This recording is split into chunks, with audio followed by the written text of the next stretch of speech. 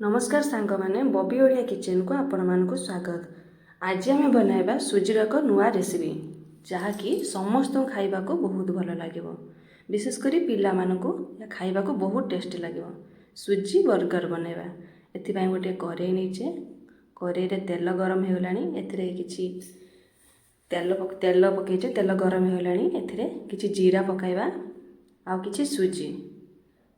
मुझे 2 बाउल सुजी नहीं आपको टिके तेल रे टिके भाजी नबा।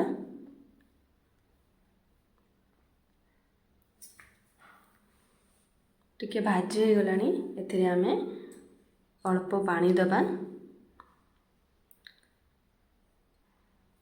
जो बाउल मुझे नहीं सुजी 2 बाउल से मु 4 बाउल कि 4.5 बाउल पानी नहीं। आपको भल भाव एमती गोलाई दबा।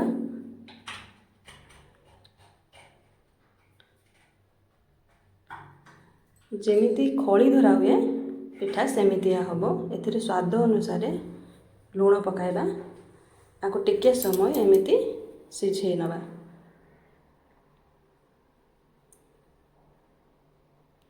आपको भल भाव एमती पेंडा हवा पर्यंत रखी नबा। ए सुजी बर्गर पाई आम गोटे कड़ाई रे तेल नबा। तेल गरम हो सारा पर गोटे पियाज को मु चुन चुन करके पूरा काटी नहीं। पियाज पकाइबा।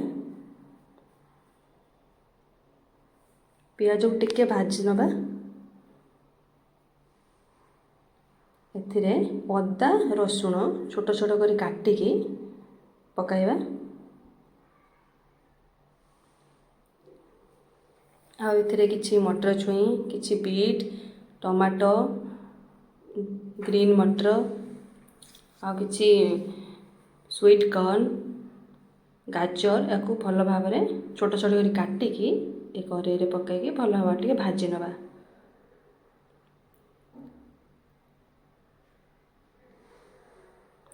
एथिरे स्वाद अनुसार लूण, हलदी पकाई नबा। टिके सिझिबा पई 5 मिनिट एमिति भाजी नबा।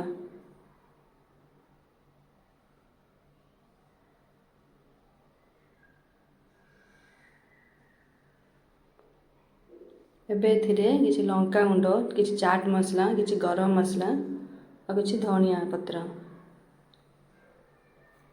सिझी आसला पर परिबा गुड़िक ए सब को सेथिरे पकाई देबा।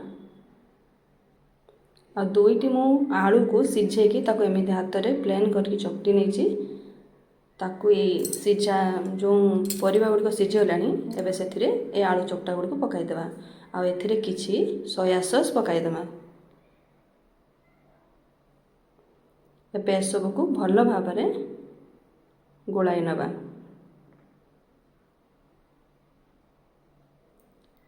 एबे गैस फ्लेम को बंद कर दबा।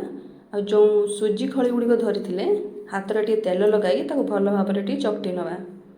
एबे छोट छोट गोला आकृतिर कर देकी आपण चाहिले ताको टिके बेली पारिबे बा कोनोसी गोटे प्लेट सहायता ताको दबाई पारिबे। तापर आको ग्लास आकृतिर गोटे शेप दे देबे, छोट शेप। एबे आ ऊपर ए मसला को देकी आ गोटे सेमिति छोट गोला करके ताको गोल आकृतिर शेप देकी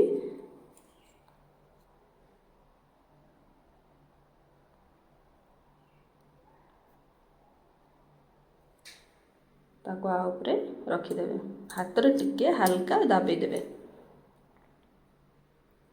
बड़े छोरी साहाय्य ताको एमिति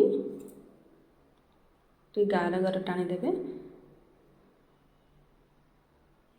जहाँफल कि देखा जो बहुत सुंदर, खाइबापी बहुत भल लगे। आउे किसी धला राशि की पकाई टिके हल्का हाथ रे दबाई देबे। एबे कड़ाई रे तेल पकाई नबा। आपण चाहला को डीप फ्राए भी कर पारे, मुझे सेलो फ्राए करछि। अल्प तेल दबा। तापर सुजी बर्गर गुड़ी को आ ऊपर रखी नबा।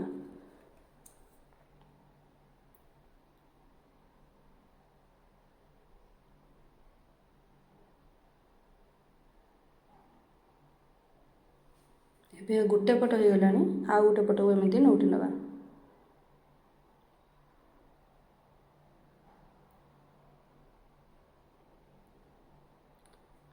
ଏବେ ହୋଇଗଲା ଆମର ସୁଜି ବର୍ଗର। ଏହାକୁ ଆପଣ ଟମାଟୋ କେଚପ୍ ସହିତ ମଧ୍ୟ ଖାଇପାରିବେ।